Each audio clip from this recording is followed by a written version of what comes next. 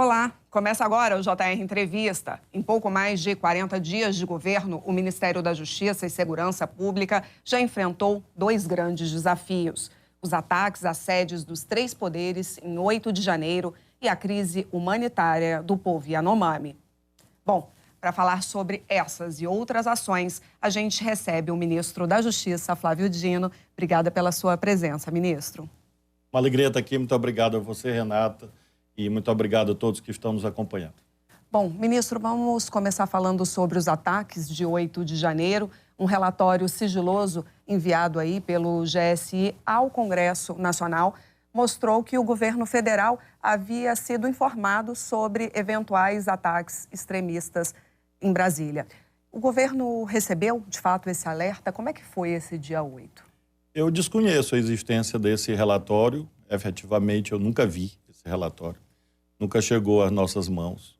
Obviamente, havia, sim, alertas gerais da Polícia Federal, do GDF, do Senado, da Câmara, do Supremo. O senhor alertou? Eu também, quanto à existência de uma movimentação, de uma mobilização. Mas não havia exatamente, olha, haverá invasões nos poderes, vão quebrar tudo, vão tentar dar um golpe de Estado. Isso nunca chegou exatamente dessa forma. E eu enviei às autoridades competentes, no caso do GDF, porque constitucionalmente, à luz do artigo 144 da Constituição, quem faz o policiamento ostensivo é a Polícia Militar do Distrito Federal. Também houve reuniões prévias no dia 6, no dia 7, com a participação da Polícia Federal, da Polícia Rodoviária Federal. Houve a celebração de um protocolo de responsabilidades. Infelizmente, aquilo que competia à Polícia Militar do Distrito Federal não ocorreu, exatamente as barreiras de contenção e o policiamento ostensivo. E aí nós tivemos o estímulo a que um pequeno grupo extremista, um pequeno grupo golpista, perpetrasse uma série de terríveis crimes, como nós vimos. Ministro, o senhor acha que teve conivência por parte do GSI em relação ao ataque no Palácio do Planalto? Porque, segundo o próprio presidente Lula, as portas estavam abertas. Houve, de fato, indícios veementes de que havia algum tipo de engendramento, porque não é normal que haja esse conjunto de falhas ou de omissões ao mesmo tempo. Nós tivemos a retirada dos policiais da Polícia Militar do Distrito Federal de onde deveriam estar, não houve as barreiras, houve a proteção ao acampamento no setor militar urbano em Brasília e houve também esta circunstância de que, surpreendentemente, a segurança do Palácio, sede do Poder Executivo Federal, o Palácio do Planalto, não foi adequadamente guarnecido. Nós temos uma linha de investigação sobre isto, sobre ação ou omissão de militares, exatamente para que tudo seja esclarecido. Civis e militares que agiram ou se omitiram e, portanto, concorreram culposamente ou dolosamente para a ocorrência daqueles crimes serão apresentados ao Poder Judiciário. Agora, ministro, como é que está a situação dessas pessoas que foram presas aí por conta do dia 8 de janeiro? Agora, essa semana, um grupo de parlamentares chegou aí até o ministro da Defesa, José Múcio Monteiro, reclamar de questões humanitárias. Um grupo de parlamentares, curiosamente, do PL, o partido do presidente Jair Bolsonaro. Como que está a situação dessas pessoas? Nós temos uma situação muito lamentável no Brasil, em que há os terroristas, os golpistas, e há os amigos dos terroristas e dos golpistas, tão deletérios e nocivos quanto os próprios. E se vivem de propagar fake news, por exemplo, divulgaram que pessoas haviam morrido na Polícia Federal, logo quando da prisão em flagrante. Isso se revelou uma mentira bárbara, que foi perpetrada, proferida por parlamentares da sagrada tribuna da Câmara dos Deputados. Mostra que a imunidade parlamentar está sendo usada de modo abusivo para proteger atos delituosos. Isso não pode. E nós estamos vendo agora isto, essa movimentação que desconhece uma realidade. As prisões em flagrante foram feitas, claro que sim, pela polícia, inclusive por minha determinação no dia. Porém, as pessoas que estão presas, neste momento, estão presas por ordem do Poder Judiciário. Então, se há reclamação, obviamente, esta não deve se dirigir ao governo, e sim à própria justiça, para que a justiça reexamine a situação de cada uma dessas pessoas que hoje estão recolhidas a presídios por determinações da justiça e não do governo. E aí, obviamente, há os recursos processuais cabíveis, nós respeitamos o devido processo legal, já há ações penais propostas pelo Ministério Público e as pessoas vão ter a oportunidade de se defender. Se o senhor fosse fazer um balanço hoje de todos os atos relacionados a 8 de janeiro, como que seria esse balanço?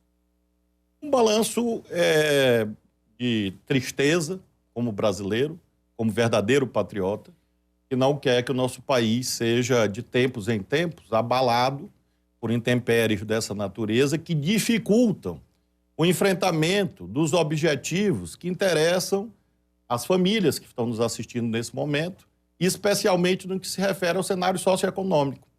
Quem investe em um país conflagrado?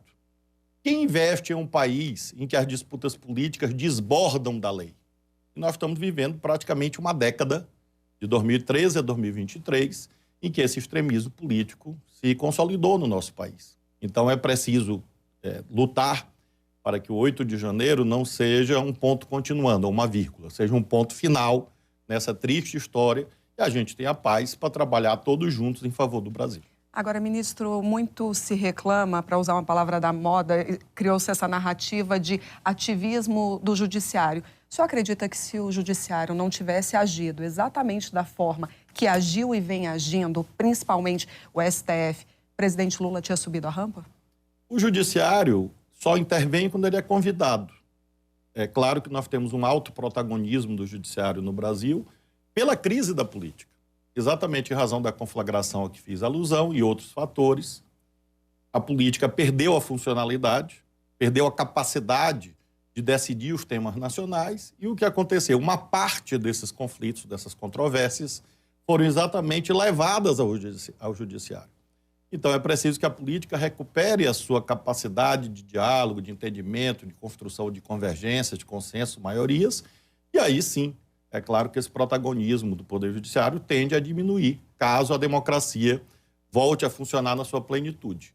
E a resposta à sua pergunta é, infelizmente, se não houvesse tal protagonismo, provavelmente a democracia teria sido rasgada, teria sido destruída por esse extremismo político que foi tão vivenciado por alguns setores nos últimos anos, e nós não estaríamos hoje vivenciando as nossas liberdades. O Supremo foi e é o principal protetor das liberdades do povo brasileiro.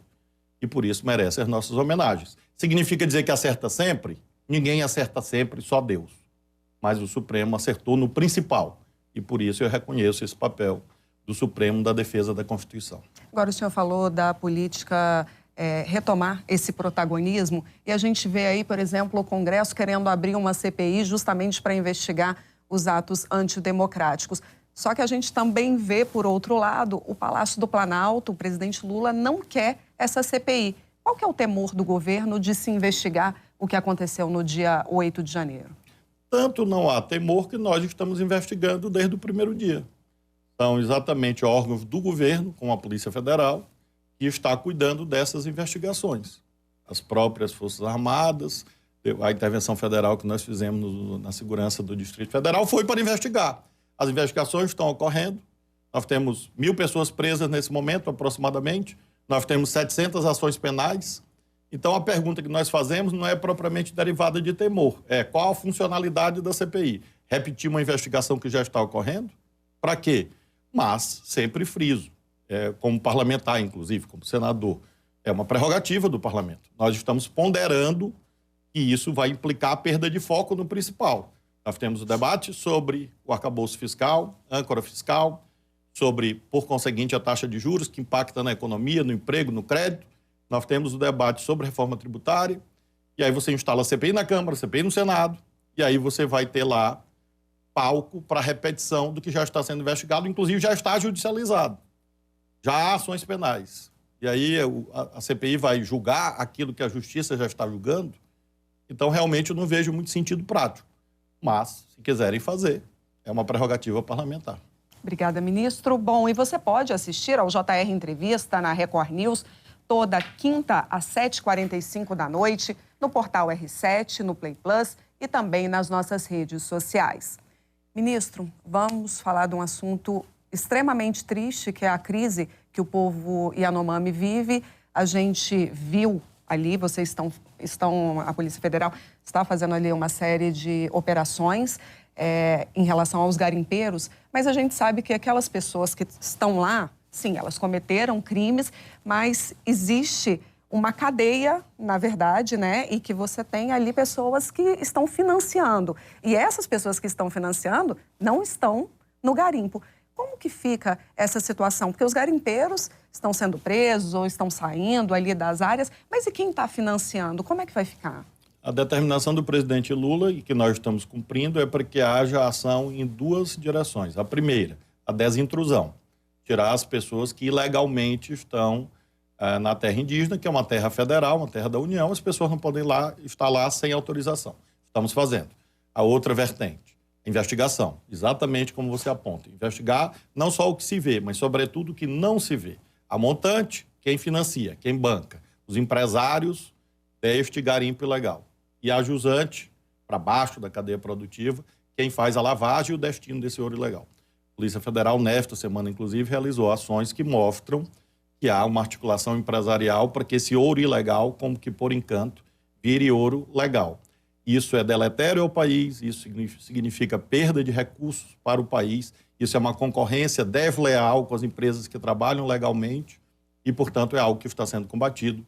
Já houve prisões, já houve bloqueio de bilhões de reais, já houve identificação de empresas que se dedicam a isto e há também uma terceira linha, aí externa ao Ministério da Justiça, que depende do Congresso Nacional, que é a revisão do marco legal para que a gente feche as portas para essas fraudes que estão estimulando o ouro ilegal no Brasil. Agora, ministro, foi dito agora recentemente que será feito um mapeamento aí de outras etnias que possam estar sofrendo o mesmo que o povo Yanomami. A gente tem 40 dias de governo, tivemos 2 meses de transição que praticamente não existia um governo. Por que esse mapeamento não estava sendo feito antes? Porque se essas pessoas estão passando fome, estão desnutridas, 40 dias para você começar a mapear é muito tempo também, não é? Nós tivemos, infelizmente, uma cadeia de omissões, documentada, inclusive, há ofícios de 2020, 2021, de parlamentares, de entidades, de igrejas, mostrando essa tragédia humanitária. Providências adequadas não foram tomadas. A morte terrível de 500 crianças mostra que efetivamente havia desvio de dinheiro público e havia omissões por parte de gestores públicos, inclusive. Então, isto é alvo de inquérito da Polícia Federal. Já há investigações em curso que vai identificar as pessoas que estavam nessa rede ou que tem esse nexo causal com essa tragédia humanitária. Nós temos também já 6 áreas identificadas para a realização de operações similares ainda nesse ano. Nós estamos finalizando essa operação de desintrusão no território Yanomami nas próximas semanas, e aí nós temos mais 6 para executar, exatamente para que haja um cumprimento da lei. A nossa referência é a lei. Nós não fazemos juízo de valor sobre tal ou qual atividade econômica. Nós somos a favor de todas as atividades econômicas, desde que cumpram a lei. Quem está cometendo crime não tem apoio do governo, e aí a Polícia Federal está agindo e vai agir, além das ações humanitárias para as pessoas vulnerabilizadas. Ministro, agora a editora do portal R7, a Kelly Almeida, tem uma pergunta para o senhor. Vamos ouvir. Olá, ministro. Recentemente, o senhor, assim como outros representantes do governo, abordou a questão da regulação das mídias. O senhor diz que abordar o tema não é fazer o cerceamento à liberdade de expressão. O que seria, então, na visão do senhor, fazer, de fato, a regulação das mídias sociais? Seria, de fato, uma forma de combater as fake news? E seria também uma forma de punir as plataformas que permitem este tipo de comportamento? E, além disso, também como seria feita essa fiscalização e essa regulação, se ela vier a acontecer no Brasil? Esse é um debate internacional de enorme importância.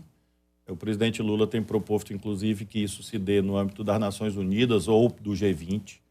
A União Europeia avançou nessa regulação. A questão principal é que não há nenhuma atividade humana que seja totalmente desregulada, porque senão ela tende a abusos.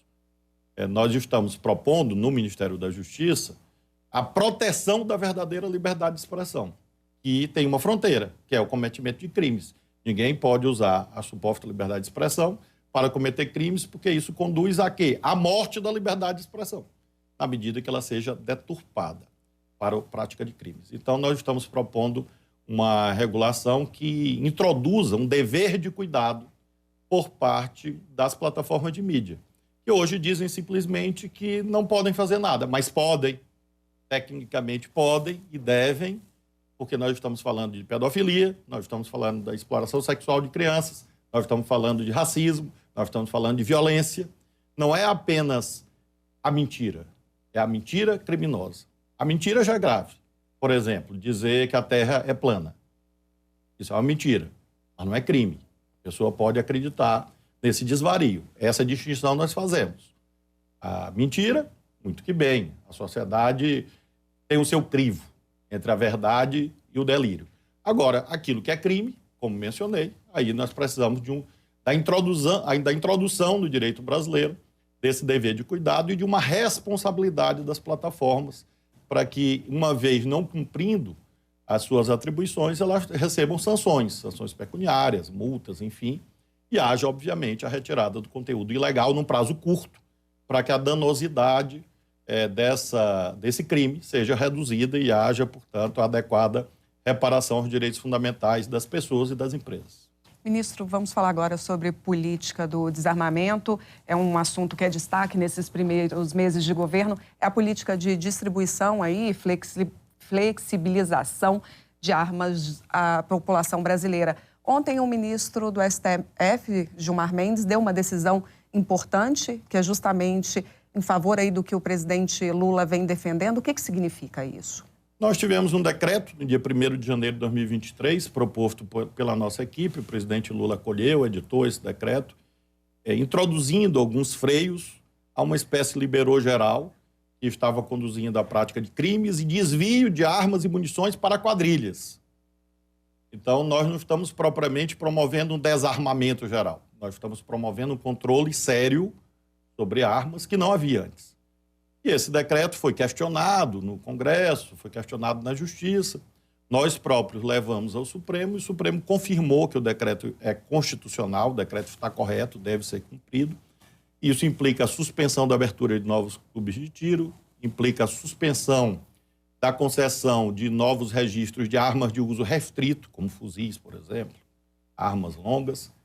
Implica também que haverá um recadastramento, que já está ocorrendo na Polícia Federal, dessas armas, para saber se elas existem mesmo, ou se elas foram, por exemplo, vendidas clandestinamente para quadrilhas, assaltarem bancos, matarem pessoas. E depois desse recadastramento vai haver um novo decreto fixando a política definitiva. A decisão do Supremo é muito importante porque confirma o caminho que nós estamos trilhando. Ministro, agora como fazer para poder tirar tanta arma de circulação? Se a gente for pensar, eu estava lendo um estudo, uma arma ela funciona pelo menos 40 anos. As pessoas compraram armas e agora elas estão aí. Como fazer? Nós estamos diante desse dilema, porque nós estamos legislando para o futuro, obviamente. E há um estoque. Esse estoque está sendo recadastrado para nós vermos o tamanho real disto, porque os registros são falhos. Ontem mesmo, no Rio de Janeiro, houve uma grande apreensão mostrando comércio clandestino de armas de fogo. Apreensão feita pela Polícia Federal. E agora nós, de posse desses dados definitivos, vamos propor uma política de recompra de armas. Na medida em que, por exemplo, a pessoa tenha 30 fuzis. Acredite, tem pessoas que acham razoável ter 30 fuzis em casa. E nós... digamos que aquela pessoa é atirador esportivo, de verdade, e diga que tem direito a 5, nós vamos propor a recompra das armas extras para nós podermos destinar à polícia. Bom, e o JR Entrevista vai para o intervalo. Na volta, a gente vai falar sobre ações de combate à violência contra a mulher. Até daqui a pouco. Estamos de volta com o JR Entrevista. Aqui com a gente o ministro da Justiça e Segurança Pública, Flávio Dino. Ministro, a gente está aqui 2023, fevereiro, e uma série de casos de feminicídios acontecendo no Brasil. Quais são as ações do Ministério da Justiça e em que pé está tudo isso? Infelizmente, nos anos mais recentes, houve esse crescimento de feminicídio. Por isso mesmo, a primeira linha do novo Programa Nacional de Segurança com Cidadania, que o presidente Lula vai assinar no dia 8 de março, é exatamente relativo ao enfrentamento ao feminicídio. O fortalecimento das patrulhas Maria da Penha, Delegacia da Mulher dos Estados, vamos fazer doação de equipamentos, construir novas casas da mulher, apoiar esses serviços para que haja uma maior eficácia da polícia no enfrentamento desse gravíssimo crime. Ministros, uma pergunta em relação à autonomia da Polícia Federal. A gente viu no governo Bolsonaro uma série de trocas de diretores gerais da Polícia Federal, justamente porque estavam investigando o governo Bolsonaro. Hoje, qual é a sua posição na hora que a Polícia Federal, em algum momento, começar a investigar o atual governo? A Polícia Federal tem toda a autonomia técnica, obviamente de acordo com a lei, para investigar quem achar necessário que o faça, desde que cumpra a lei. E essas investigações, obviamente, têm uma direção administrativa do diretor-geral da Polícia Federal e minha própria, porém sem interferir no trabalho dos delegados, e esse resultado é apresentado ao Ministério Público e ao Poder Judiciário, que fazem o controle sobre o mérito do conteúdo dessas investigações, mas não houve, não há e não haverá interferência política em inquéritos policiais. Ministro, agora a gente tem São 5 perguntas, se eu não me engano, mas só dá para responder sim ou não por conta do tempo. Combinado? Se forem perguntas fáceis, eu respondo sim ou não. Bom, vamos ver. Em relação ao caso Marielle Franco, vai ser investigado? Está sendo, sim, sem dúvida. Ok. O senhor pretende tirar o porte de arma de policiais inativos? Isso foi falado, não sei se é uma fake news. Jamais, isso é um disparate. Nunca pensamos nisso. O senhor teme novos atos de violência, como aconteceram no dia 8 de janeiro? Não, eu acredito na democracia, na lei e na autoridade do nosso governo. Bom, há espaço aí para uma tentativa de golpe? Não mais. Se o senhor for convidado para uma vaga no Supremo Tribunal Federal, o senhor aceita? Não sei. Foi convidado? Não. Não fui, acho que não serei, eu não sei e nunca pensei nisso. Eu disse que eu tinha compromisso com pergunta fácil, essa é difícil. Então vai uma mais difícil agora. O senhor pretende ser candidato em 2026? Não, 2030. Pronto, é isso. Ministro, muito obrigada pela entrevista. Até uma próxima. Muito obrigado, prazer. Obrigada. Bom, e o JR Entrevista fica por aqui. Lembrando que você pode assistir ao JR Entrevista na Record News toda quinta às 7h45 da noite, no portal R7, no Play Plus e também nas nossas redes sociais. Obrigada novamente, ministro. Volte sempre. Muito obrigado. Tenhamos fé em Deus, fé no Brasil e precisamos de trabalho e paz para que haja progresso social nos lares brasileiros. Muito obrigado. E obrigado também a você pela sua companhia. Até a próxima. Tchau, tchau.